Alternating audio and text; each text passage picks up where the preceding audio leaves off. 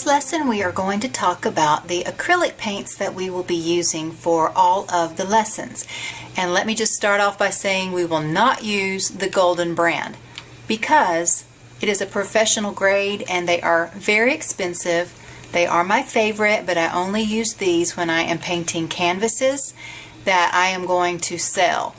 But I wanted to show you these first because they are very comparable to a good quality like Winsor & Newton oil paint.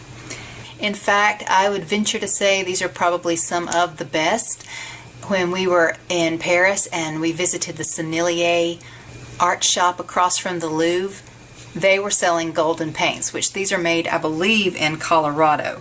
So, you know, for a Parisian shop to be selling American art supplies, they have to be really good. So I just thought that was kind of funny that they had these, that I was all the way in Paris. I was not going to buy American products there. I bought Sennelier stuff. I wanted me some French art supplies. So anyway, I just wanted to show these to you. They come in the rich and thick heavy body tubes, or you can get them in like the fluid acrylics. And these are much along the lines of your craft paints. These are probably 10 to 15 times more expensive than these because these are very much watered down, and then these are strong pigments. So number one, we are not using craft paints in this course. This is fine if you have taken any of our seasonal mixed media courses. These are fine to use for our crafty and just our really quick painting lessons that we do. But please do not use craft paints in this course because you will not get the same texture. I mean, hello, for one thing, Vivid Violet. Okay, this one is Yellow Ochre, which is one of the main colors that we use, but we've got other ones that are like Green Apples or Pumpkin Spice. You don't name pigments after some kind of smell or taste, but you do craft paints because that makes them more fun to buy. And I have tons of these. I love them, but just not for this course. So please put these aside and make sure that you invest in some better quality, not the Golden, but we're going to use the student grade Liquitex paints. These paints are much cheaper and they have the thickness, the heavy bodiedness that the professional paints have. They just have less pigment in them, but they are perfect to use when you are learning. Now you can go to Michael's and grab their Artist Loft version, or Hobby Lobby has the Master's Touch. I don't know, I'm sure Dick Blick has their own brand, but these are what's available near me.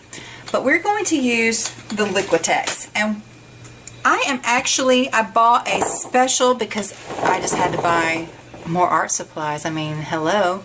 But these are smaller tubes and you get a better variety, and I believe that I think I got 24 of these Liquitex Basics, which are basically the same as this. You just get less and you get a bigger variety for, I think I paid maybe $30 for 24.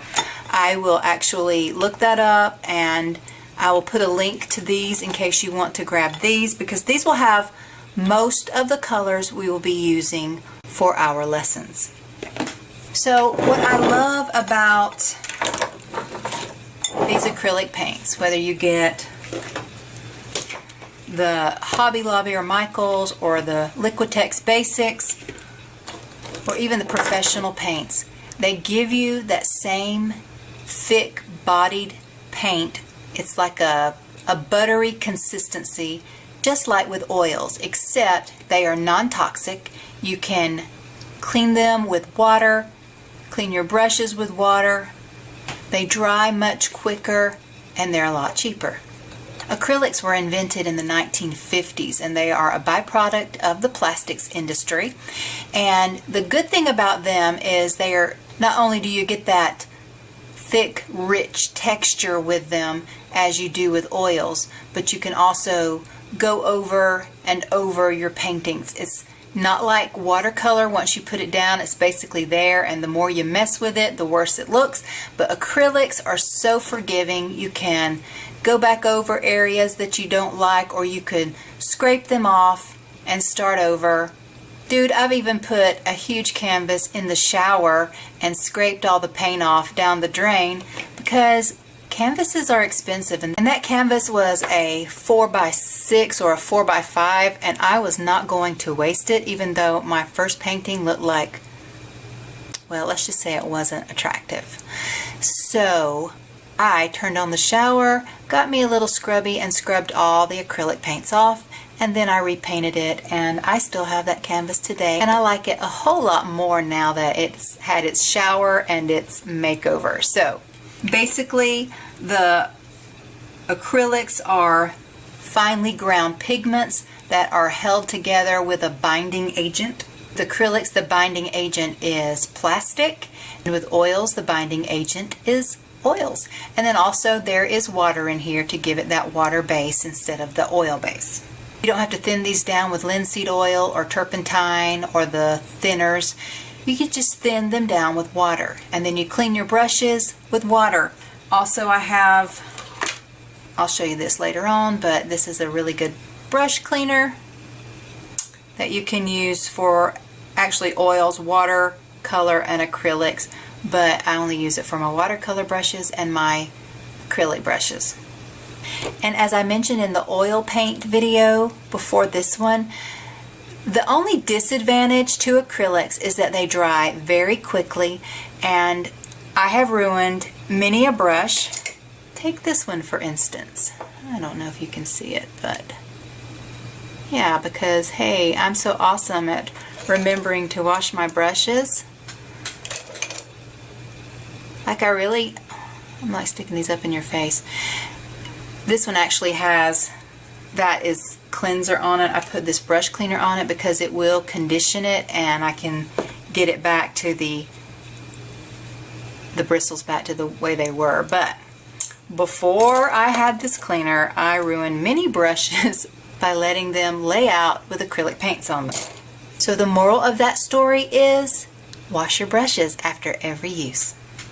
Alright, so this is basically what we're going to be using. Not the golden, but the Liquitex. Let me pull you back in tighter. Just show you these cute little tubes. They're so adorable. I like small little miniature things, and I'm holding them all the wrong way. But the reason I got this pack is that it had a lot of the colors we'll be using. But I want you to know that if you can't get the whole pack, then all you really need are 6 basic colors plus black and titanium white, and we'll discuss that in an upcoming lesson. But let's move on to the tools that you will need for this course.